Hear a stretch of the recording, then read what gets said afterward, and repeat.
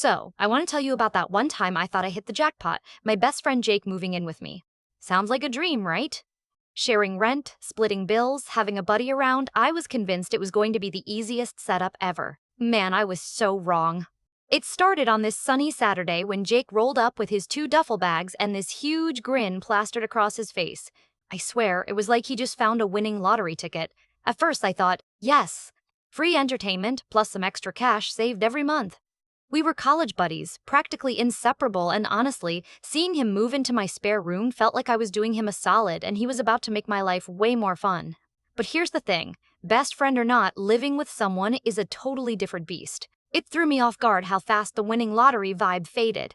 It's like I blinked and suddenly I was dodging socks on the floor, arguing over the volume of the TV, or stepping carefully around mysterious leftovers in the fridge. I mean, have you ever had a friend who you absolutely loved but who somehow turned into your worst roommate nightmare?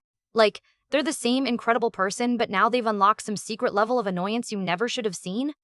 Yeah, that was me with Jake. So, yeah. I thought, sharing rent with Jake? Easy. How hard could it be? But looking back, maybe it was too good to be true. I didn't know it then, but this new living arrangement was about to put our friendship to the ultimate test. And let me tell you, the lottery win I was celebrating that day? Yeah, it almost felt like losing scratch-off tickets stacked against me. But I'm getting ahead of myself. This story doesn't start with a fight or awkward tension. It starts with that move-in day, with all the promise and excitement packed into those duffel bags and our messy laughter filling the apartment, and from there, things went, well, not exactly downhill, but definitely off the carefully planned track. Jake and I go way back college inseparable, basically two peas in a pod when it came to parties, late-night pizza runs, and those marathon video game sessions where neither of us got any actual sleep. He was the kind of guy who could make a joke out of literally anything, which, honestly, made any awkward group hangouts feel like a stand-up show. Super chill, ridiculously fun, and effortlessly easygoing. I figured he'd be the ideal roommate, the perfect balance of, let's hang out and give me my space. So when he called me out of the blue one evening, sounding half excited and half panicked, I didn't hesitate. His job had relocated him last minute from some little startup gig to a position across the state that required him to be in town by the next week. The catch? He had to break his lease and, well, was scrambling for a place to stay until he got his bearings. Given our history and the spare room in my apartment, it seemed like a no-brainer. He arrived with just enough time to unload before we grabbed a couple of beers and toasted to the new living situation. Honestly, everything felt light and easy, almost like college all over again. The kind of excitement that sneaks up on you and makes you think, yeah, this new chapter is going to be pretty great. Except, even then, there were tiny moments, little quirks that didn't quite line up. Like how Jake, despite being super laid back, had this weird obsession with late-night online gaming that filled the apartment with the sound of fireballs and clashing swords when I was trying to sleep. Or how he tossed clothes on the floor instead of the laundry basket. Something I'd always teased him about but never really thought twice since it was his place, not mine. I shrugged it off initially. Moving in is weird for anyone, right? A little mess here, a little noise there. I told myself it was just the adjustment phase. After all, we'd known each other so long, living together seemed like a natural extension of our friendship. It was like imagining your favorite pizza topping combined with your go-to beverage and expecting the perfect slice until, maybe, a bit of pineapple gets tossed on the pie that you really didn't ask for.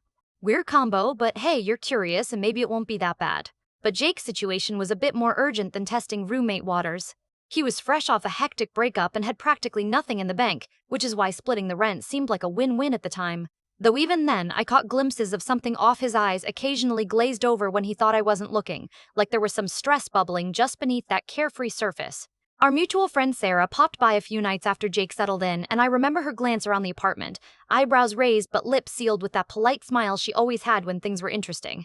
She made a joke about the new dynamic, but I think we both knew living together was going to push a few buttons we hadn't even realized existed before. Still, I tried to keep the vibe positive. Jake even started rearranging his little workspace in our shared living room, clearly trying to make the place feel like home. I caught myself thinking, all right, this will work, all while noticing the growing pile of takeout containers near his side of the couch and the subtle rhythm of his music pulsating a bit louder than I expected, especially on weeknights. I couldn't help but laugh at the irony with all the hours we spent dreaming about post-college grown-up lives. Nothing prepared me for the reality that the best friend moves in. Fantasy came packed with unexpected chaos disguised as excitement. But still, I told myself, nothing. A couple of house rules and some patience couldn't fix. At least, that's what I hoped. The first couple of weeks went by with the usual little hiccups, Jake leaving cereal milk out on the counter, loud music booming at midnight, and that growing mountain of takeout boxes. But mostly, I told myself it was just him settling in, adjusting. Then, the cracks started to show in bigger ways. It usually began innocently, like when I'd head to the kitchen to make breakfast and find the sink overflowing with dishes, plates, mugs, pans, all piled up like some strange art installation nobody bothered to clean. I'd give Jake the side eye and he'd just shrug, "I'll get to it later, man." Hours, or sometimes days later, the mess was still there. It felt like living with a tornado who happened to be my best friend. Or the music. I can tolerate a fair bit, but one night I woke up around 2 a.m. because the bass was shaking the walls. Peeking out, I saw Jake in the living room, head bobbing like he was at Coachella, absolutely oblivious to the fact that it was the middle of the night. When I asked him to turn it down, his response was, "Bro, this is my chill out time." Can't help it if you're a late sleeper. That one stung a bit, not gonna lie. I mean, I get needing your own space and time, but when you live under the same roof, some basic compromises feel, well, basic. But then rent dropped into the mix, and things took a turn for the complicated. Jake started paying late, sometimes a day or two after the deadline, then a week, then eventually I caught myself covering his share more than once. I tried giving him the benefit of the doubt. Maybe payroll timing, maybe a hiccup here and there, until I started feeling like a bank instead of a roommate. One afternoon, I found my own bank account hovering dangerously close to single-digit territory thanks to unexpected expenses, and yet Jake was cool with the usual, "Hey, I'll get it next week." Next week turned into a blur of excuses. It wasn't just about money, it was the principle of trust. We'd been tight for years, why was this suddenly a problem? The tension simmered, but what really made everything bubble over was the guests. Jake was suddenly this prime-time host, sneaking people in after I'd gone to bed or when I was out for an early shift. I'm pretty easygoing, but I like to know who's in my living room, especially when it's someone I don't know very well or who's loud enough to make the neighbors wonder if a frat party had officially moved in. One weekend, Sarah came by for a visit and the place was a mess, empty pizza boxes stacked near the trash that hadn't been taken out, loud music from Jake's room, and the faint scent of something burnt lingering in the air. She shot me this look like, "Uh-oh, what did you get yourself into?" But Sarah being Sarah, she tried to keep things light. "So, how's the new roommate vibe?" she asked, setting down her bag and raising an eyebrow at the chaos. I half laughed, half sighed. "Oh, living the dream." If the dream involved a tornado with questionable time management skills and a penchant for late-night concerts. Sarah nodded knowingly. Then, for the first time, she got a bit serious. "You two have been friends forever. Maybe it's time for a heart-to-heart? The kind where you both lay cards on the table?" That hit home because, honestly, I'd been avoiding a real talk, hoping things would just smooth out on their own. But that night, after Sarah left, I found myself standing outside Jake's bedroom door, my heart pounding, not from anger but from all the unspoken stuff piling up between us. I knocked once. Then again. Finally, Jake cracked open the door, eyes heavy and a bit wary. "We need to talk," I said, trying to keep my voice steady, like really talk this time. Jake rubbed the back of his neck and sighed. "Yeah, I know, I've been not great. I'm sorry if I've been a headache." I looked at him, wondering if this was the moment we'd either fix things or let this friendship crack beyond repair. We stood there in that cramped hallway, the tension thick but the years behind us even thicker. So we started talking. And man, was it messy. But it was something we had to do. Jake finally let it all out like a pressure valve that had been holding for way too long. Turns out, beneath that laid-back exterior was a storm I never saw coming.